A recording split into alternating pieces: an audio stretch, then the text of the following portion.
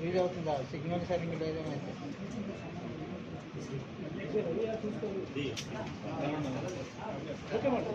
అందరికీ నమస్కారం అండి.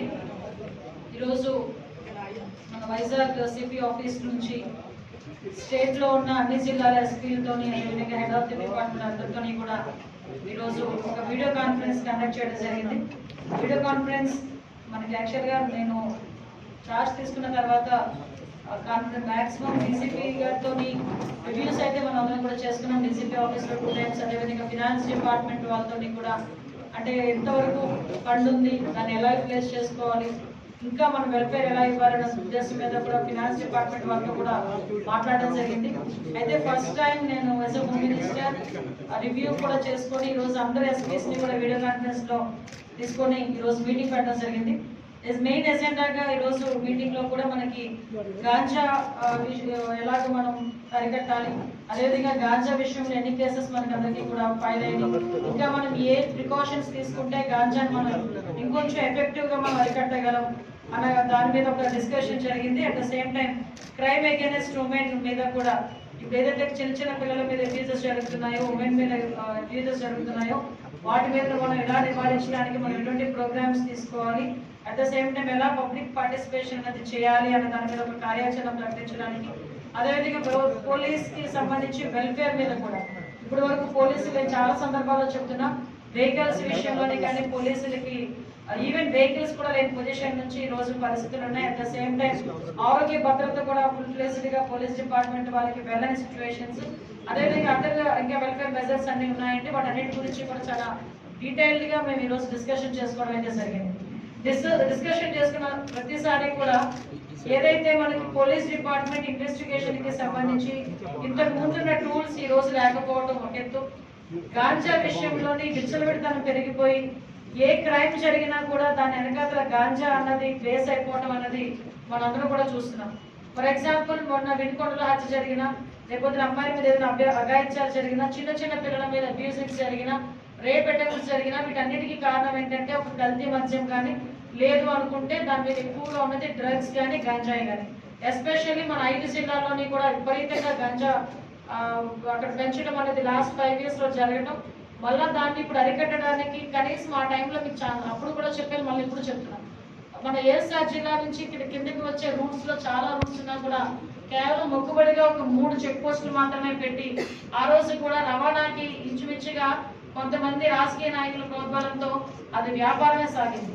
ఇప్పుడు దాన్ని బేస్ చేసుకుని అటువంటివి జరగకుండా చూసుకునే దానికి శ్రీకాకుళం నుంచి మెయిన్ గా ఈ 5 జిల్లాల్ని కాన్సన్ట్రేట్ చేసి శ్రీకాకుళం, విజయనగరం, విశాఖపట్నం, అనకాపల్లి, ఏఎస్ఆర్ తో పాటు మన్యం కూడా యాడ్ చేసి ఎక్కడ కూడా ఈ కల్టివేషన్ అనేది జరగకుండా చూసుకునే దానికి డ్రోన్ సిస్టమ్స్, అదేవిధంగా శాటిలైట్ ఇమేజెస్ క్యాప్చర్ చేయడానికి, అదేవిధంగా ట్రాన్స్పోర్టేషన్ ఎక్కడ కూడా ఎక్కువగా ట్రాన్స్పోర్టేషన్ జరగకుండా అరికట్టడానికి చెక్ పోస్టులు పెట్టడం కానీ, చెక్ పోస్టుల దగ్గర సీసీ క్యామ్స్ పెట్టడం కానీ, దాని కమాండ్ కంట్రోల్ రూమ్స్ ఏర్పాటు చేసుకోవడం కానీ, వీటన్నిటి మీద కూడా ఒక సిస్టమేటిక్ గా ప్రణాళికాబద్ధంగా ముందుకెళ్తున్నాం.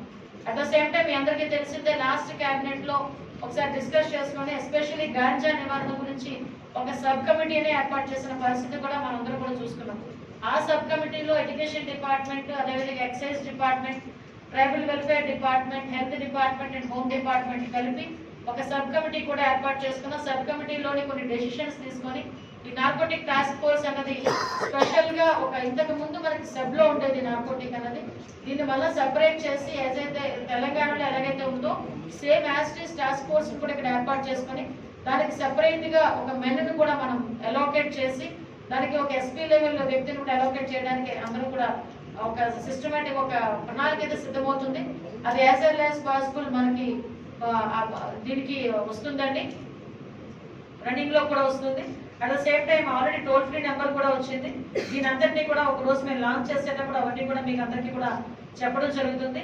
అదేవిధంగా లాస్ట్ టైం ఏదైతే మేము ఉన్నామో దాని మీద కూడా ఈ గాంజా ఎప్పుడైతే ఎక్కడైతే మనకి పట్టుకొని అంటే వాళ్ళ దగ్గర ఉన్న ఇన్ఫర్మేషన్ ఇస్తారు వాళ్ళకి కూడా ఒక ప్రైజ్ మనీ గురించి కూడా ఇదంతా డీటెయిల్డ్ గా ఒక సిస్టమేటిక్ గా ఏదో ఈ రోజు చెప్పేమో రేపు ఇచ్చేయాలన్నది కాకుండా దీన్ని ఒక పక్కా ప్రణాళికతో ఏర్పాటు చేసుకున్నాం. దీన్ని as early as possible with in 1 week లో మీ అందరి ముందు ఇది కూడా తీసుకుని వస్తున్నాం. అట్ ద సేమ్ టైం ఇవే కాకుండా చెక్ పోస్టులు నిర్మాణం కానీ ఎస్పెషల్లీ మేము ఒక ప్రణాళిక కూడా సిద్ధం చేసుకున్నాం. అన్ని జిల్లాల్లోని కూడా ఒక అవేర్నెస్ క్యాంప్స్ ఒక ఫాస్ట్ మనకి ఒక స్పెషల్ డ్రైవ్ ఏర్పాటు చేసుకుంటాం. ఒక స్పెషల్ డ్రైవ్ కూడా women and child welfare at the same time education department home department కలిపి ఒక స్పెషల్ డ్రైవ్ కూడా ఏర్పాటు చేసుకుంటున్నాం. ఆ స్పెషల్ డ్రైవ్ లోని కూడా ఈ గాంజా గురించి చెప్పడం ఒక ఎత్తు, ఈ చైల్డ్ అబ్యూజింగ్స్ మీద ఈ పోక్సో యాక్ట్ మీద కూడా వాళ్ళకి ఒక అవగాహన కలగాలి. ఇప్పుడు ఫర్ ఎగ్జాంపుల్ చాలా మంది ఏమనుకుంటారంటే మైనర్ గర్ల్ తీసుకెళ్ళిన తర్వాత ఎవరు తీసుకెళ్తున్నాడో వాడి మీద కూడా పోక్సో యాక్ట్ ఉంది. వాటి మీద కంపల్సరీ పోక్సో యాక్ట్ డెఫినెట్ గా అంటే చాలా మంది చిన్న మైనర్ గర్ల్ మైనర్ బాయ్ అయినా కూడా పోక్సో యాక్ట్ మనకి దానికి ఇంప్లిమెంట్ అవుతుంది. ఇలాంటి విషయాలు కానీ మ్యాక్సిమం ఎక్కడెక్కడ ప్రాబ్లమాటిక్ సెంటర్స్ ఉన్నాయి యూటీసీని మనం అరికట్టడానికి కానీ వీటన్నిటి మీద కూడా పక్కా ప్రణాళికతో ముందుకెళ్ళడానికి సిద్ధపడ్డాం. దీంట్లో భాగంగానే ఏఎస్ఆర్ జిల్లా కూడా నేను ఏదో ఒక రోజు కంపల్సరీ విజిట్ చేస్తా. అక్కడ ఎక్కడైతే ఈ గాంజా ఎక్కువగా ప్లాంటేషన్స్ ఉంటాయో అటువంటి ఏరియాస్లో వెళ్ళి ఆ గిరిజన ఫ్యామిలీస్తో నేను ఉమెన్ ట్రైబల్ వెల్ఫేర్ మినిస్టర్ మేమందరం కలిసి వెళ్ళి ఒక గ్రూప్ ఆఫ్ పీపుల్ వెళ్ళి వారికి అవేర్నెస్ క్రియేట్ చేయడానికి కూడా మేమందరం కూడా సిద్ధపడుతున్నామండి. అదేవిధంగా మనందరికీ కూడా మీ అందరికీ తెలుసు ఈరోజు ఇవన్నీ క్రైమ్ అన్నది అరికట్టడం ఎంత అవసరమో ఎస్పెషల్లీ మన విశాఖపట్నం సిపి గారిని కూడా ఒక ఎగ్జాంపుల్ కింద తీసుకోవాలి. మన డిపార్ట్మెంట్ వైజాగ్ డిపార్ట్మెంట్ కూడా ఎస్పెషల్లీ వచ్చిన తర్వాత నుంచి కూడా పర్టికులర్గా ఎవరైతే కొన్ని స్పాట్స్ని ఐడెంటిఫై చేసుకొని అంటే ఎక్కువ గంజా ఎక్కువ తీసుకుంటారు ఈ స్పాట్స్లో ఈ టైంలో మనం వెళ్ళలేకపోతున్నాము ఆ ఏరియాస్లో కన్నా వాళ్ళు ఏదైనా ఐడెంటిఫికేషన్ ఉండి పబ్లిక్ చెప్తే కనుక అలాంటి వాటి మీద స్పెషల్ బీట్ ఏర్పాటు చేసుకొని ఆ బుషెస్ అన్నింటినీ క్లియర్ చేసి ఎక్కడా కూడా అలాంటి ప్లేసెస్ లేకుండా చేసుకునే బాధ్యత కూడా తీసుకుంటున్నారు. అట్ ద సేమ్ టైం నాకు ఎస్పీస్ మొత్తంగా డిఐసీ గారు కూడా చాలా సజెషన్స్ ఇచ్చారు. ఈ గాంజా ఎక్కడైతే పండిస్తున్నారో వాళ్ళకి ఆల్టర్నేటివ్ క్రాప్ హార్టికల్చర్లోని అగ్రికల్చర్లోని ఇదే టైం కాబట్టి వాటికి సీడ్ వాళ్ళకి అవైలబిలిటీలో ఉండేటట్టుగా కూడా చేయడం ఇవన్నీ కూడా ఒక మేజర్గా ఒక పక్క ప్రణాళికతో ముందుకెళ్ళడానికి గవర్నమెంట్ సిద్ధంగా ఉంది. ఎట్టి పరిస్థితుల్లోని కూడా గంజాయి అరికట్టాలి, గంజాయి ద్వారా వచ్చిన క్రైమ్ని కూడా అరికట్టాలనే కృత నిశ్చయంతో గౌరవ చంద్రబాబు నాయుడు గారు అదేవిధంగా పవన్ కళ్యాణ్ గారు దీని మీద స్పెషల్గా ఫోకస్ కూడా పెట్టున్నాం. కాబట్టి పర్టికులర్గా ఇన్నిసార్లు మేము దీని మీద రివ్యూస్ చేసుకోవడం కానీ దీని మీద పర్టికులర్గా ఆఫీసర్స్తో మాట్లాడడం కానీ జరుగుతుంది. మేము కూడా ఎవ్రీ వీక్ ఒక డిస్ట్రిక్ట్ విజిట్ కూడా నేను కూడా డిస్ట్రిక్ట్ విజిట్ కూడా వెళ్తానండి. అదే సేమ్ టైం నేను ఏమంటానంటే పోలీస్ డిపార్ట్మెంట్ వాళ్ళు ఎంత పని చేయాలి అని మనం ముందుకు తోసినా వాళ్ళకి కావాల్సిన ఫెసిలిటీస్ మినిమం మీకు చాలా సందర్భాల్లో చెప్పాను. వైజాగ్ మొత్తానికి జిల్లా మొత్తానికి నాకు తెలిసి 2 ఉన్నాయి డాగ్స్. ఎంతవరకు వీళ్ళు పని చేయగలరు, ఎంతవరకు వాళ్ళు ఐడెంటిఫై చేయగలరు. ఈవెన్ ఇందాకే నాకు చెప్పారు స్పాట్లోని డ్రగ్ తీసుకున్నారా లేదా అని ఐడెంటిఫై చేయడానికి ఒక టూల్ ఉంటుందండి. ఆ టూల్ కాస్ట్ 4000 రూపీస్. లాస్ట్ ఉండేది 5 సంవత్సరాలు లేదు. అంటే అలాంటి టూల్స్ అలాంటివి వీళ్ళకి కనుక ఇస్తే ఇమీడియట్గా వాళ్ళు ఐడెంటిఫై చేయడానికి వాళ్ళు డ్రగ్ తీసుకున్నాడా ఏం తీసుకున్నాడా అని తెలియడానికి వాళ్ళకి ఒక ఐడెంటిఫికేషన్ ఉంటుంది. ఇంతకుముందు నేను మళ్ళీ మా అసెంబ్లీలో కూడా చెప్పాను ఫింగర్ ప్రింట్ ఐడెంటిఫికేషన్ సిస్టమ్ ఉండేది ఇంతకుముందు. ఎవరైనా అన్ఎక్స్పెక్టెడ్గా అక్కడ కొంచెం సస్పీషియస్గా తిరుగుతున్నాడు ఒకడు, అరే నువ్వు ఎక్కడున్నావు ఒకసారి ఫింగర్ ప్రింట్ వేయి అని చెప్పి ఈవెంట్తో నాకు తెలిసి పామ్ ఐడెంటిఫికేషన్ కూడా ఉండేది ఇంతకుముందు. పామ్ పెట్టినా వాళ్ళు పెట్టినా కూడా వాడు ఇంతకుముందు క్రిమినల్ బ్యాక్గ్రౌండ్స్ ఏమున్నాయి, వాడు ఎన్ని కేసులు ఉన్నాయి, వాడి పొజిషన్ ఏంటి అన్నది క్లియర్ కట్గా బయటకు వచ్చేది. మీరు నమ్మరు, నేను ఏదో రాజకీయం మాట్లాడుతున్నానండి కాదు. ఈ రోజు వచ్చి ఏదో గొడవలు పెట్టే పరిస్థితుల్లో వాళ్ళు మాట్లాడుతున్నారు తప్పించి లాస్ట్ 5 సంవత్సరాల్లో పోలీస్ వ్యవస్థని కంప్లీట్గా నిర్వీర్యం చేశారు. Even finger print identification system అనేది లేకపోతే ఎలా అవుతుందండి? ఇంతకు ముందు ఎక్కడైనా గ్రూప్ ఆఫ్ పీపుల్ ఎక్కడైనా సభలు పెట్టుకున్నా ఏదైనా ఆర్గనైజ్ చేసుకున్నా అక్కడికి పాల్గొనాల్సిన వెహికల్స్ వెళ్ళాయి. వాళ్ళ హాక్ అని చెప్పేసి ఒక వెహికల్ ఉండేది, వాటిలో సిసి క్యామ్స్ ఉండేది. ఎక్కడైనా అలాంటివి ఎవరైనా కొంచెం సంఘ విద్రోహ శక్తులు కానీ పనిచేస్తున్నారు అనుకుంటే ఈజీగా ఐడెంటిఫై చేసుకునే సిస్టమ్ ఉండేది. సో ఇప్పుడు అవన్నీ కూడా లేవు. మీరు నమ్ముతారా, మినిమం మెయింటెనెన్స్ లేదు పోలీస్ స్టేషన్స్కి. వాళ్ళ ఇన్వెస్టిగేషన్ మెయింటెనెన్స్ అని చెప్పేసి మళ్ళీ ఇప్పుడు మేము స్టార్ట్ చేయాలి. ఇంతకు ముందు చంద్రబాబు నాయుడు గారు ఉండేటప్పుడు 6,000 to 8,000 రూపీస్ ఇచ్చేవారు. నేను మళ్ళీ పక్కన నలగల్లో 75,000 ఇస్తున్నారు. ఇందాకే నాకు పాపం అన్నమయ్య జిల్లా నుంచి ఒక ఎస్పీ చెప్తున్నారు, అక్కడ ఏదైనా గంజాయి పట్టుకుంటే దానికి సంబంధించిన ఐడెంటిఫికేషన్కో లేకపోతే ఇన్వెస్టిగేషన్కో మళ్ళీ చింతపల్లిలో లేకపోతే అరుకో రావాలంటే వాళ్ళకి మినిమం కాస్ట్ ఎంత ఇన్వెస్టిగేషన్ ఛార్జెస్ సొంత జేబులో తీసి ఇచ్చే పరిస్థితి కూడా పోలీస్ డిపార్ట్మెంట్ పరిస్థితి అయిపోయింది. సో ఈవెన్ తో పోలీస్ డిపార్ట్మెంట్ వాళ్ళకి ఇవ్వాల్సిన టీఏడిఏలు కూడా లాస్ట్ 5 సంవత్సరాలు చెల్లించలేదు. ఈవెన్ వాళ్ళకి జీపీఎఫ్ నుంచి వచ్చే లోన్లు కూడా నేను మొన్న అసెంబ్లీలో కూడా చెప్పాను, ఆ లోన్ 850 కోట్ల రూపాయలు డైవర్ట్ అయిపోయింది. ఎందుకు డైవర్ట్ అయిందని వీళ్ళు కోర్టుకి వెళ్ళి కోర్టులో అడిగితే అది టెక్నికల్ ఇష్యూస్ లో ఒక బటన్ నొక్కబోయి ఇంకో బటన్ నొక్కేమని చెప్పేసారు చాలా ఈజీగా. సో ఇటువంటి సిచ్యువేషన్స్ మధ్యలో ఈ రోజు మళ్ళా పోలీస్ డిపార్ట్మెంట్ యాక్టివేట్ అయింది. పోలీస్ డిపార్ట్మెంట్ మళ్ళా మా వర్క్ ఇది, మా వర్క్ పరదాలు కట్టడమే కాదు, ఇంకొక పార్టీ వాళ్ళ ఇళ్ళ దగ్గర కాపలా కాయడం ఒకటే కాదు, మా పని ఇది అని చెప్పి ఈ రోజు తెలుసుకొని వాళ్ళు ఐడెంటిఫికేషన్ చేసుకొని మళ్ళీ ముందుకు వెళ్తున్నారు. వాళ్ళందరినీ కూడా మనం ఎంకరేజ్ చేయాల్సిన అవసరం ఉంది. ఈ రోజు ఏదో సోషల్ మీడియాను బేస్ చేసుకొని నోటుకు వచ్చినట్టు మాట్లాడేసి డిపార్ట్మెంట్ మీద బురద చల్లేదానికి, ముఖ్యంగా హోమ్ మినిస్టర్ మీద బురద చల్లేదానికి ఒక టార్గెటెడ్ వేలోని వెళ్ళడం అనేది వాళ్ళకే మంచిది కాదు. నిజంగా మాట్లాడాలనుకుంటే దీని మీద క్రైమ్ విషయంలోనే కానీ మీరు చేస్తున్న ఆరోపణల విషయంలోనే కానీ ఎక్కడైనా డిస్కషన్కి నేను సిద్ధమంటున్నాను. మీరు ఏదో ట్విట్టర్ మమ్మల్ని ట్యాగ్ చేసేసి జనాలకి ఏదో ఒక రకంగా ఒక పర్సెప్షన్ క్రియేట్ చేయడానికి చూస్తున్నారని తప్పించి ఈ రోజుకి నేను చెప్తున్నా, మీరు క్రైమ్ గురించి లాస్ట్ 5 సంవత్సరాలు జరిగిన దాని గురించి మాట్లాడుకుందాం, ఆ ప్రీవియస్ 5 సంవత్సరాల గురించి జరిగిన దాన్ని మాట్లాడుకుందాం. యావరేజ్ చూసుకుంటే 45 రోజులు జరిగిన దాని మీద నేను సిద్ధంగా ఉన్నాను మాట్లాడడానికి. మా గవర్నమెంట్ వచ్చిన తర్వాత కూడా ఎక్కడ కూడా క్రైమ్ పెరగలేదు. ఇంకా ఎవరైతే నిందితులు ఉన్నారో వాళ్ళని పట్టుకోవడంలో చాలా ఎఫెక్టివ్ గా పనిచేస్తున్నారు మా పోలీస్ డిపార్ట్మెంట్. ఇమీడియట్ గా రిమాండ్కి పంపిస్తున్నాం. ఎక్కడ కూడా ఒక కేసు కూడా పెండింగ్ లేకుండా చూసుకుంటున్నాం. కాబట్టి నేనేమంటానంటే డిపార్ట్మెంట్ కూడా నేను అప్పీల్ పెడుతున్నా, పబ్లిక్ కూడా అప్పీల్ పెడుతున్నా. ఈ రోజు డిపార్ట్మెంట్ వైపు నుంచి మేము ఎంత కేర్ తీసుకుంటున్నా, పబ్లిక్ కూడా కొంచెం పార్టిసిపేట్ చేయాలి. ఎందుకంటే మళ్ళీ చెప్తున్నా, 5 కోట్ల మంది జనాభాకి 50,000 మంది పోలీస్.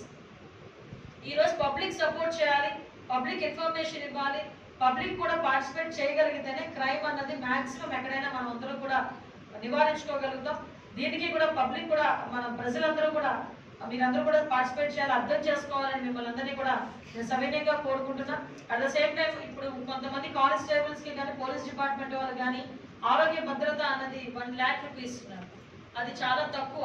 ఎందుకంటే డెంగ్యూ ఫీవర్ మీద హాస్పిటల్ కన్నా 2 లక్షలు అవుతుంది జనరల్ గా వెళ్తుంటే. సో ఈ డిపార్ట్మెంటల్ వైజ్ గా వాళ్ళకున్న ప్రాబ్లమ్స్ కూడా తగ్గించడానికి, ప్రాబ్లమ్స్ అన్ని వాళ్ళు ఏదైతే చెప్పారో ఆరోగ్య భద్రత గురించి, అదేవిధంగా చిన్న ఈ కానిస్టేబుల్ చాలా 4-5 ఇయర్స్ నుంచి ట్రాన్స్ఫర్స్ లేకుండా ఉన్నారు, ఆ ట్రాన్స్ఫర్స్ గురించి, అదేవిధంగా ఈ వాళ్ళ ఫ్యామిలీస్ వెల్ఫేర్. మీరు నమ్ముతారా 2018లో ఈ మెడికల్ చెకప్స్ అని చెప్పి జరిగింది, మెగా మెడికల్ చెకప్స్ అని చెప్పి ఫ్యామిలీస్, పోలీస్ ఫ్యామిలీస్ జరిగింది. లాస్ట్ 5 ఇయర్స్ లో ఒక మెడికల్ చెకప్ కూడా లేదు. ఫర్దర్ గా ఒక పోలీస్ డిపార్ట్మెంట్ వాళ్ళకి ఈ ప్రెషర్ కి ఈ షుగర్స్ అని, బీపీస్ అని, హార్ట్ స్ట్రోక్స్ అని విపరీతంగా వచ్చే పరిస్థితి. గవర్నమెంట్ సైడ్ నుంచి కూడా వాళ్ళ వెల్ఫేర్ విషయంలో వాళ్ళకి కూడా ఈ మెడికల్ చెకప్స్ అవి చేయించడానికి ఒక ప్రణాళిక కూడా సిద్ధం చేసుకుంటాం. పోలీస్ డిపార్ట్మెంట్ వాళ్ళకి కావాల్సిన ఫెసిలిటీస్ కల్పిస్తూనే వాళ్ళని పరిగెట్టించే పరిస్థితి. నేను డిపార్ట్మెంట్ వాళ్ళకి కూడా ఇందాక ఒకటే చెప్పాను, పోలీస్ అంటే భయం కాదు, పోలీస్ అంటే రెస్పెక్ట్ రావాలి. పోలీస్ అంటే భయం ఉన్న చోట మన పబ్లిక్ మన దగ్గర చేరాలి. పోలీస్ అంటే గౌరవం ఉన్న చోట, అభిమానం వచ్చిన చోట కంపల్సరీగా పబ్లిక్ అనే వాళ్ళు మనకి అటాచ్ అవుతారు. వాళ్ళతో మనం కూడా వాళ్ళతో కలిపి పనిచేస్తే మనం ఈజీగా ఈ క్రైమ్ ని, అదేవిధంగా మాక్సిమం ఏదైతే గంజా అనుకున్నాం, ఇవన్నీ అనుకున్నామో వీటన్నిటిని కూడా ఓవర్కమ్ చేయొచ్చు అని చెప్పి చెప్పడం జరిగింది. ఈరోజు ఇంకా చాలా ఇష్యూస్ మీద మేమందరం కూడా మాట్లాడుకోవడం జరిగింది. వెహికల్స్ కూడా as early as possible vehicles కూడా ప్రొవైడ్ చేయడానికి ప్రణాళికలు కూడా సిద్ధం చేస్తున్నాం. ఇంకా ఒకటి మాత్రం చెప్తున్నానండి, ఈ గవర్నమెంట్ క్రైమ్ తగ్గించడంలో కానీ, ప్రజల భద్రత విషయంలోనే కానీ, ఎస్పెషల్లీ మహిళా భద్రత విషయంలోని ప్రత్యేకమైన దృష్టి పెట్టి ఎవరైనా అటువంటి ఇష్యూస్ ఏదైనా పాల్పడినట్టు జరిగినా కూడా డెఫినెట్ గా వాళ్ళ మీద ఉక్కుపాదం మోపడానికి, వాళ్ళ మీద ఎటువంటి యాక్షన్ తీసుకోవడానికి సిద్ధంగా ఉంది. ఈ విషయం మీకు మొన్న వైట్ పేపర్ రిలీజ్ రోజు చంద్రబాబు నాయుడు గారు కూడా చెప్పారు. మేమందరూ కూడా పదే మీ అందరికీ కూడా చెప్పడం జరుగుతుంది. ఈ విషయంలో ప్రజలందరూ కూడా మాకు అందరికీ కూడా సహకరించాలని, పత్రికా సోదరులు కూడా మాకు సహకరించాలని మనస్ఫూర్తిగా కోరుకుంటున్నాం. మేడం విశాఖలో వరుసగా పోలీసులపై జరుగుతున్న దాడులు గంజాయి అమ్మా, నేను పర్టికులర్ గా చెప్పాను కదా, గంజాయి మందులో నిన్న కూడా పాపం ఒక వైఫ్ అండ్ హస్బెండ్ ఇద్దరు గొడవ పడుతుంటే ఫోన్ చేశారు, వెళ్ళి వాళ్ళిద్దరిని విడిపించే కార్యక్రమంలో అవతల భర్త విపరీతంగా తాగేసి ఆ తాగిన మందులో పోలీసుని కూడా తెలియట్లేదు. విషయం ఏంటంటే ఎంత మత్తులో ఉన్నా పోలీస్ సైరన్ విన్నా పోలీస్ డ్రెస్ చూసినా అలర్ట్ అవుతారు జనాలు. అటువంటిది కూడా అలర్ట్ అవ్వలేని పొజిషన్స్ లోని వాళ్ళ మత్తులోని మునిగి తేలే పరిస్థితి కనిపిస్తా ఉంది. దీని మీద కూడా వాళ్ళకి అందుకే మొన్న ఒకసారి గంజా మత్తులో ఒక చెయ్యి ఇరిగిపోయింది ఒక కానిస్టేబుల్ కి. నిన్న కూడా అదే జరిగింది. డెఫినెట్ గా అటువంటి జరగకుండా చూసుకునే బాధ్యత కూడా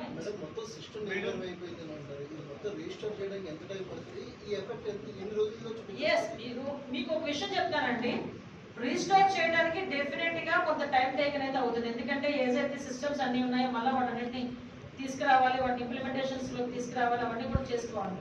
కానీ మా పోలీస్ డిపార్ట్మెంట్ వాళ్ళు మాత్రం చాలా ఎగర్గా ఉన్నారు. ఎందుకంటే మీరు అబ్జర్వ్ చేయండి, ఇప్పుడు వరకు ఉన్న కేసెస్ ఏదైతే జరిగినాయో ప్రాంప్ట్ గా కొన్ని కేసెస్ ఉన్నాయి. ఆ కేసు అన్నింటిలోని కూడా ఇమీడియట్ గా 36 hours లో 48 hours లో నిందితులు పట్టుకోవడం, వెంటనే వాళ్ళని రిమాండ్ కి పంపించడం, నెక్స్ట్ ఫర్దర్ గా అక్కడ జరగకుండా చూసుకోవడం, అక్కడ క్యాంప్స్ ఏర్పాటు చేసుకోవడం, బీట్స్ ఏర్పాటు చేసుకోవడం, మన ఈ పహారా అని ఈ మధ్య కాలంలోనే మళ్ళా మన విజయవాడ పోలీసులు కూడా దాని మీద పెట్టుకోవడం, ఈ బీట్స్ అని పెట్టుకోవడం, అంటే నిజంగా బీట్ కానిస్టేబుల్ అక్కడికి వెళ్తున్నాడా లేదా చూసుకోవడానికి స్పెసిఫిక్ గా మ్యాపింగ్ కూడా చేసుకుంటున్నాం. అంటే చాలా ఎఫెక్టివ్ గా వర్క్ చేయడానికి గవర్నమెంట్ ఈరోజు పోలీస్ డిపార్ట్మెంట్ అంతా సిద్ధంగా ఉంది. వీళ్ళకి కొంచెం యాడాలు ఏదైతే ఉన్నాయో ఈ ఫింగర్ ప్రింట్ ఐడెంటిఫికేషన్ అనేవి, ఈ స్పాట్ ఐడెంటిఫికేషన్, డ్రగ్ ఐడెంటిఫికేషన్ అనేవి, ఇలాంటి టూల్స్ కనుక ఇస్తే వీళ్ళు ఇంకొంచెం ఎఫెక్టివ్ గా ఎన్ని రోజులు మేము టార్గెట్ ఏం కాదు. రిజిస్ట్రేషన్ చాలా important as well as possible. ఇప్పుడు విషయం చెప్పమంటారా, మనం మీకు చెప్పాను, ఈవెన్ వెహికల్స్ కి మహీంద్రా వాడు ఏపీ పోలీసులు మొన్నటి వరకు బ్లాక్ లిస్ట్ లో పెట్టారు. మీరు నమ్ముతారా, సిపి ఆఫీస్ కూడా తాకట్లో ఉంది. మాకు తెలుసో లేదో మా సిపి గారికి తెలిసిందంటే ఏదో రోజు నోటీస్ అంటిస్తే మనం వెళ్ళిపోవాల్సి వస్తుంది. అంటే నేను ఎందుకు చెప్తానంటే ఎగ్జాంపుల్, సిపి ఆఫీసులో టార్గెట్ పెట్టేశారంటే ఇంక భద్రత ఏంటంటే నాకు అర్థం కాదు. అంటే పోలీస్ డిపార్ట్మెంట్ కి భద్రత లేకుండా పోయింది లాస్ట్ గవర్నమెంట్ లో. అంటే అటువంటి సిచ్యువేషన్ ఏంటంటే ఇంచుమించుగా జీరో సిచ్యువేషన్ నుంచి మేము రిజిస్టర్ చేయాలి. దీనికి కొంచెం టైం పడుతుంది. టైం దానికి కూడా నేను ఇందాకే చెప్పాను, మా దగ్గర మెన్ లేరండి, మా దగ్గర ఎక్విప్మెంట్ లేదంటే అన్న ఆలోచన వద్దు. ఉన్న మెన్ ఎలా చేసుకోవాలి, దానికి కూడా నాకు మంచి సజెషన్ ఇచ్చారు సిపి గారు. మెన్ ఆడిటింగ్ కూడా చేస్తాం. ఎక్కడెక్కడ ఎక్కడెక్కడ మెన్ ఉన్నారు, పోలీసు ఉన్నారు, వాళ్ళందరూ ఏ ప్లేసెస్ ఎప్పటి నుంచి ఉన్నారు, వాళ్ళందరినీ కూడా తీసుకొస్తాం. వాళ్ళందరికీ కూడా పని కల్పిస్తాం. 50 రోజులు అయిపోయింది ఆల్రెడీ. మీరు 100 రోజులు ప్రాజెక్ట్ పెట్టుకున్నారు. మిగతా 50 రోజుల్లో సాల్వ్ చేసే పరిస్థితి కనబడుతుందా? ఈజీగా కనబడుతుందండి ఆల్రెడీ. అందుకే కదా 50 రోజుల్లోనే మీరు అబ్జర్వ్ చేసుకుంటే లాస్ట్ 45 days లోని కూడా గాంజా ఎక్కువగా పట్టుకోవడం కానీ అరెస్టులు కానీ చాలా ఎక్కువగా జరుగుతున్నాయి. అట్ ద సేమ్ టైం మీరు అబ్జర్వ్ చేసుకుంటే పోలీస్ బీట్లు కూడా చాలా ఎక్కువగా పెరిగింది. వైజాగ్ లోనే ఉంటారు, వైజాగ్ లోనే అబ్జర్వ్ చేయండి, పోలీస్ బీట్లు ఎక్కువగా పెరగడం కానీ ఇవన్నీ జరుగుతూనే ఉన్నాయి.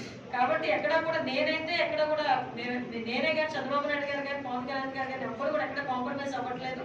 ఎస్పెషల్లీ అందుకే ఇంతవరకు సిఐడిలో చేసిన నార్కోటిక్స్ ని కూడా బయట తీసుకొచ్చాం. ఈరోజు స్పెషల్ గా ఒక టాస్క్ ఫోర్స్ ఏర్పాటు చేస్తున్నాం, గాంజా మీద స్పెషల్ గా టాస్క్ ఫోర్స్ ఏర్పాటు చేస్తున్నాం. కాబట్టి ఇంప్లిమెంటేషన్స్ లోనే డెఫినెట్ గా మనకి మంచి రిజల్ట్ అయితే ఉంటుంది.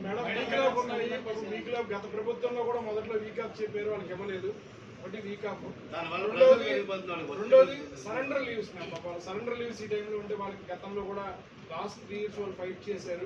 డెఫినెట్ గా అండి, లాస్ట్ టైం కూడా నా వరకు వచ్చింది సరెండర్ లీవ్స్ విషయంలోని కూడా కంపల్సరీగా వాళ్ళకి సరెండర్ లీవ్స్ ఏదైతే ఇంప్లిమెంట్ అవుతాయో వాటిని యాజ్ గా ఇస్తాను, ఇంత ముందులా కాదు.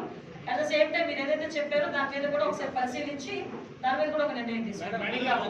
విశాఖపట్నంలో ఏదైతే కొన్ని పోలీస్ స్టేషన్ సమయం లేకపోతే స్లాబ్స్ కూడా ఆడిపోతున్నాయి. అసలు ఎవరినైనా తీసుకొచ్చి కంప్లైంట్స్ వాళ్ళు కూడా కూర్చోలేకపోతున్నారు. తెలుసండి, ఆడలో పోలీస్ స్టేషన్ ఇంచుమించుగా అలాగే ఉంటది. నా వరకు వచ్చింది అది కూడా 2 town కూడా అలాగే. అవునవును.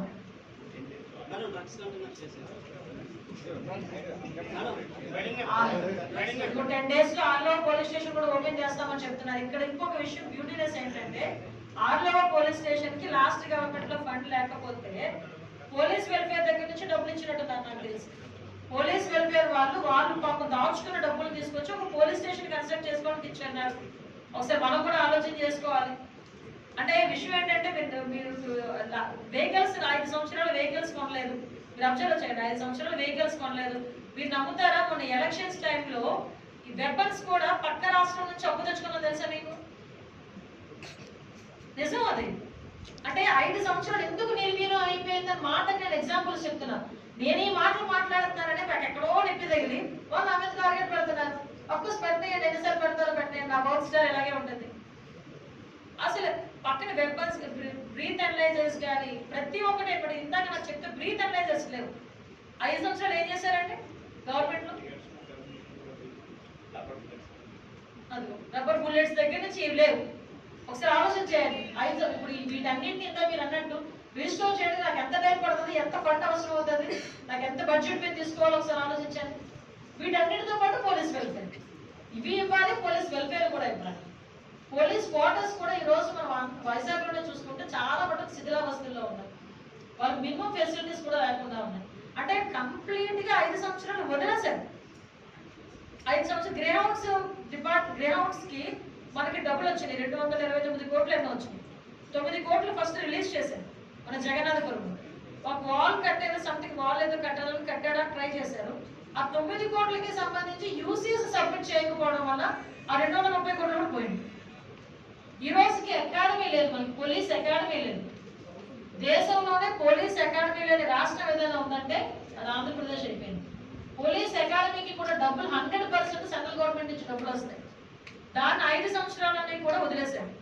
మీరు నమ్ముతారా, ఫోరెన్సిక్ ల్యాబ్ అమరావతిలోనే ఒక పెద్ద ఫోరెన్సిక్ ల్యాబొరేటరీ కట్టడానికి అని చెప్పి ప్రపోజల్ వెళ్ళి డబ్బులు వస్తే కేవలం అమరావతిలో కట్టాల్సి వస్తుందని చెప్పి దాన్ని కూడా పక్కన పెట్టేశారు. అరే ఇన్ని పెట్టుకొని గులివింద గింజ కింద మచ్చలకు తెలియకుండా ఉంటుందా అని ఇన్ని వాళ్ళు పెట్టుకొని ఈ రోజు ఈ 45 రోజుల్లో ప్రతి చిన్న దానికి ట్యాగ్ నాకు ట్యాగ్ చేయడం, నాకు పెట్టడం. అఫ్కోర్స్ పెట్టండి, ఇంకా మంచిదే. మీరు ఐడెంటిఫికేషన్ చేసి మాకు చెప్తే మాకు మంచిదే. సోషల్ మీడియా మీద కూడా పర్టికులర్ గా దీని మీద కూడా చర్యలకి కార్యాచరణ ప్రకటిస్తున్నాను. ఎందుకంటే చాలా అబ్యూజింగ్స్ అన్నమాట. అంటే వాళ్ళు ఏమనుకుంటున్నారంటే మేమేమి చేయలేమనో చేతకాని వాళ్ళనో అలా భావించుకొని చేస్తున్నారో ఏంటో నాకు తెలియట్లేదు. కానీ పర్టికులర్ గా సోషల్ మీడియా మీద ఎవరైతే అబ్యూజింగ్ వర్డ్స్ మూమెంట్ వ్యతిరేకంగా పెట్టినా, గవర్నమెంట్ లో ఏదైనా తప్పుడు మాటలు మాట్లాడినా కంపల్సరీగా సోషల్ మీడియాలో మాట్లాడిన వాళ్ళ మీద కూడా చర్యలు ఉంటాయి. దీనికి కూడా స్పెసిఫిక్ గా ఒక కార్యాచరణ అనేది ప్రకటిస్తాం. ఉమ్మడి విశాఖకు సంబంధించి ఏవైతే ఒక నిమిషం ఉమ్మడి విశాఖకు సంబంధించి ఏవైతే దాడులు జరిగాయి మేడం, అంటే పోక్సో చట్టంలో నిందితులుగా ఉన్నటువంటి వ్యక్తులు ఎవరైతే ఉన్నారో వాళ్ళు బయటకు వచ్చిన తర్వాత మళ్ళీ ఇద్దరి మీద దాడులు జరిగాయి. సో వాళ్ళకి ఎలాంటి కౌన్సిలింగ్ ఇవ్వబోతున్నారు, లేదంటే వాళ్ళ మీద ఎలాంటి చర్యలు తీసుకోబోతున్నారు మేడం? యాక్చువల్గా మీరు అన్నది కరెక్టే. కౌన్సిలింగ్ అన్నది మేజర్ గా పనిచేసే ఎఫెక్ట్. అందుకే ఇందాక నేను పబ్లిక్ పార్టిసిపేషన్ చెప్పడానికి కారణం కూడా అదే. అట్ ద సేమ్ టైం మళ్ళీ రిపీటెడ్ గా చేస్తే కనుక వాళ్ళ మీద ఎటువంటి రౌడీ షీట్స్ చూపించడానికైనా, లేకపోతే వాళ్ళ మీద పీడియాక్స్ కట్టడానికైనా, లేదు వాళ్ళ మీద ఎటువంటి చర్యలు తీసుకోవడానికైనా పోలీస్ పరంగా ఉంటుంది. మేడం గారు, మీరేమో గంజాయితో మాట్లాడతాను అని చెప్పేసి అంటున్నారు, కానీ గ్రౌండ్ రియాలిటీ మీరు అబ్జర్వ్ చేశారా? పూర్తిగా వేరుగా ఉంది. మీరు అక్కడ వాళ్ళకి గిరిజనులకి ప్రత్యామ్నాయం చూపించకుండా మేము నివారిస్తాం అంటే ఆపరేషన్ సక్సెస్ పేషెంట్ ఐడిగా ఉంటుంది. మీరు ప్రత్యామ్నాయం ఏం చూపించబోతున్నారు ఫస్ట్? అది వాళ్ళకి చెప్పి వాళ్ళని మోటివేట్ చేయాలి. కానీ మేము ఏదో పోలీస్ బలగాలను తీసుకెళ్లి తీసేస్తామంటే ఇట్ ఈస్ నాట్ పాసిబుల్. ఆ విషయం మీకు ఒక్కసారి అండి విజయ్, నేను ఒక మాట చెప్తానమ్మా.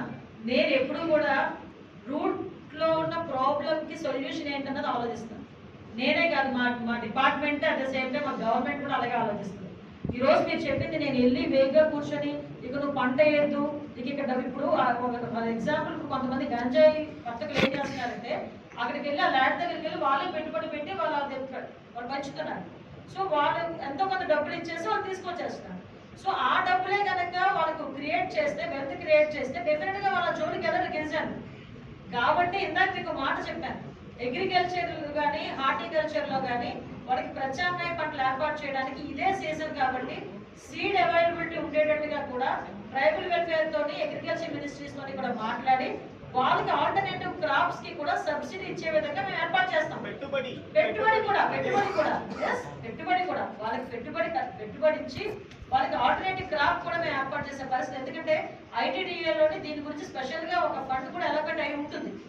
దాన్ని బేస్ చేసుకొని తీసుకుంటాం. లాస్ట్ మీకు అబ్జర్వ్ చేస్తే సెంట్రల్ గవర్నమెంట్ నుంచి వచ్చిన కాఫీని కూడా ఆపేశారు. ఇంచుమించు కాఫీ ఆల్టర్నేటివ్ క్రాప్ కింద ఉండేది. ఆపేశారు, కాఫీని కూడా ఆపేశారు. నేనేమంటానంటే టర్మరిక్ మీరు అబ్జర్వ్ చేస్తే అసలు నిజంగా గిరిజనులు పండించుకోవాలి అనుకుంటే కనుక ఇదే ఇక్కడ మన జింజర్ కానీ టర్మరిక్ కానీ చేసుకుంటే టర్మరిక్ ఆయిల్ ఇంత చిన్న బాటిల్ 5,000 రూపాయలండి. ఒక 6 months క్రాప్ ఉంటుంది టర్మరిక్. ఆ క్రాప్ కనుక వాళ్ళని కొంచెం మనం దానికి సంబంధించి కొంచెం మోటివేట్ చేసి నేను వెళ్ళేదానికి వెళ్ళి అక్కడ ఫోటోలు తీయించుకోవడానికో లేకపోతే నా బలగాలు చూపించుకోవడానికో నేను వెళ్తానని చెప్పట్లేదు. కేవలం అక్కడికి వెళ్ళి గిరిజనులతో కూర్చొని వాళ్ళని మోటివేట్ చేయాలి. వాళ్ళకి ఈ క్రాప్స్ మీద వచ్చే పెట్టుబడి ఎంత పెట్టుబడి అవుతుంది, ఎంత లాభం వస్తుంది, ఇది అవేర్నెస్ క్రియేట్ చేయాలి. దానికి నేనే ఎందుకు వెళ్తున్నానంటే నేను వెళ్తే ఒక 10 మంది వెళ్తారు, మిగతా ఆఫీషియల్స్ వెళ్తారు, మిగతా ఎమ్మెల్యేస్ వెళ్తారు తర్వాత. సో ఒక డ్రైవ్ లాగా ఏర్పాటు చేసుకుని వెళ్దామని. డెఫినెట్ గా మీరు అన్నది చాలా మంచి పాయింట్. ఆ పాయింట్ మీద నేను నిబద్ధతగా ఉన్నా. దాని గురించే ఈ సబ్ కమిటీలో ట్రైబల్ వెల్ఫేర్ కూడా ఇన్వాల్వ్ చేశాం. మేడం, ఇప్పుడు పోర్ట్ కంటైనర్ టెర్మినల్లో 25,000 కోట్ల డ్రగ్స్ వచ్చింది. ఆ కేసు కేవలం ఎన్నికల హడావిడిలోనే చాలా హడావిడి చేశారు తప్ప తర్వాత దాన్ని వదిలేశారండి. ఏం లేదు, వదలలేదంటే అది ఆల్రెడీ సిబిఐ కంట్రోల్లో ఉంది. అని బొత్స గారు కూడా డిమాండ్ చేశారు. దీనిపైన డ్రగ్స్ కంటైనర్ పైన సిట్ దర్యాప్తు వేయాలి ప్రభుత్వం. సిబిఐ ఆల్రెడీ దర్యాప్తు చేస్తుంది. వాళ్ళకి సిబిఐ అంటే ఎందుకంత భయం నాకైతే అర్థం కాదు. సిబిఐ ఆల్రెడీ సిబిఐ టేకప్ లో ఉంది కదా. మేము తర్వాత కూడా దాని ఇన్ఫర్మేషన్ కూడా తీసుకుంటాం. పబ్లిక్ అడుగుతున్నారు కాబట్టి దాని ఇన్ఫర్మేషన్ కూడా ఎంతవరకు వచ్చిందో తీసుకుంటాం. రెండోది లాస్ట్ గవర్నమెంట్ దిశ అంటే విమెన్ సేఫ్టీ పర్పస్ దిశ యాప్ అని పెట్టింది. ఇప్పుడు ఈ గవర్నమెంట్ లో విమెన్ సేఫ్టీ పర్పస్ ఏమైనా యాప్ డెవలప్ కానీ డిజైన్ చేశాం. ఆల్రెడీ ఇంతకు ముందున్న యాప్కే వాళ్ళు దిశ యాప్ అని పేరు పెట్టారండి. దానికి కూడా మళ్ళీ మహిళా యాప్ అని చెప్పేసి మళ్ళీ మేము కూడా ఒక యాప్ క్రియేట్ చేసాము. కానీ లాస్ట్ దిశ యాప్లోని కూడా చాలా మంది వాళ్ళు టార్గెట్లు ఇచ్చుకుని అబ్బాయిల చేత కూడా దాన్ని డౌన్లోడ్ చేయించుకునే పరిస్థితి. నాకు తెలిసి ఇందులో 50% కూడా డౌన్లోడ్ చేసుకుని ఉంటారు. డెఫినెట్గా అలాంటి వేగ్గా కాకుండా క్లియర్గా పిల్లలకు ఉపయోగపడేటట్టు, ఆడపిల్లలకు ఉపయోగపడేటట్టు ఆల్రెడీ క్రియేట్ అయితే దాన్ని కూడా ఓకేనా. ప్రకాశం జిల్లాకు చెందిన మహిళపై ఈ రోజు ఉదయం కదులుతున్న బస్సులో అత్యాచారం డ్రైవర్ కృష్ణ అనే వ్యక్తి కూడా పరారీలో ఉంది. దిశ అనేది అసలు ఏపీలో ఎక్కడుందని క్వశ్చన్ చేసినప్పుడు మీ మార్క్ ఎక్కడ చూపించారు? ఎస్ ఎగ్జాక్ట్లీ అమ్మా. మీరు దిశ అన్నది నేను అన్నది కాదు, దిశ అనేది ఎక్కడ ఉందో మీరే ఒకసారి మాట్లాడుకోండి. నేను దాని గురించి ఏదో దిశ గురించి లేదు దిశ చట్టం లేదు చాలా క్లియర్గా చెప్పాను అమ్మా. ఎక్కడైనా కొన్ని గ్రూప్ ఆఫ్ పీపుల్ డెఫినెట్ గా రాష్ట్రంలో ఎక్కడో ఒక నేరాలు జరుగుతూనే ఉంటాయి. దాన్ని ఎంతవరకు మేము అరికట్టగలం అన్నది ఒక ఎత్తు అయితే, ఎంతవరకు వాళ్ళని పట్టుకోగలుగుతున్నాం అన్నది సెకండ్ ఇష్యూ. డెఫినెట్ గా ఏదైతే ప్రకాశం జిల్లాలో జరిగిందో దానికి ప్రాంప్ట్ గా ఉంటుంది. మీకు ఎక్కువ టైం కూడా తీసుకోరు మా పోలీస్. డెఫినెట్ గా వాళ్ళని అరెస్ట్ చేస్తారు. ఫర్దర్ ఇవి జరగకుండా కూడా చూసుకునే బాధ్యతలు మేము తీసుకుంటాం. తీసుకొస్తున్నాం. అందుకే కదా ఇప్పుడు మెయిన్ మనం గాంజా మనం అరికట్టగలిగితే చాలా క్రైమ్ తగ్గుతుంది. అందువల్ల మేజర్గా మేము గాంజా గురించి చాలా పర్టికులర్ గా ఉన్నాం.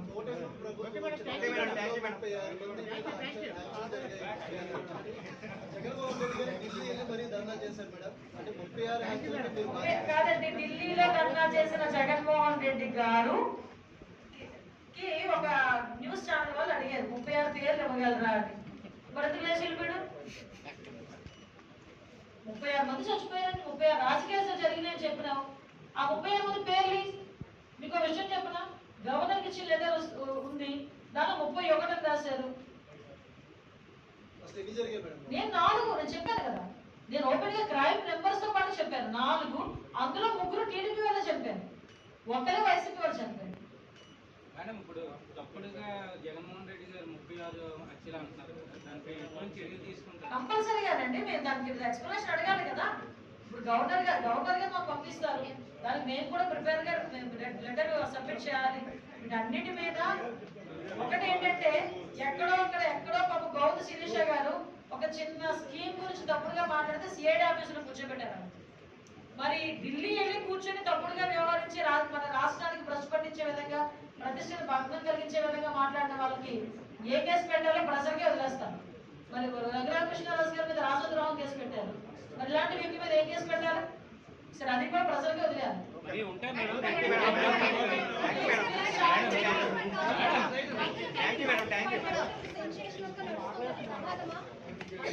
ప్రమాదం కాదని మా పోలీసులు నిర్ధారించింది కదా. ఇది యాక్సిడెంట్ కాదు, ఇన్సిడెంట్ అని చెప్పారు కదా. దాని మీద ఆల్రెడీ సిఐడి వాళ్ళు ఉన్నారు. సిఐడి అక్కడే ఉండి వర్క్ చేస్తున్నారు. ఎక్కడ కూడా అంతా నిందితులు బయటకు వస్తారు, అందరూ బయటకు వస్తారు.